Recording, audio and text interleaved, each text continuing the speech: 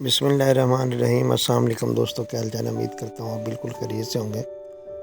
तो दोस्तों ये देखें माशाल्लाह भिंडी की फसल फ्रूटिंग पे आ गई है माशाल्लाह, और 5 या 10 दिन तक फुल फ्रूटिंग पे होगी।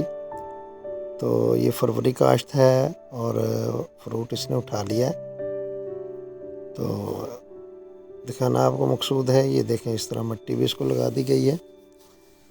तो बेहतरीन फसल है। रेट अभी माशाल्लाह अच्छा चल रहा है।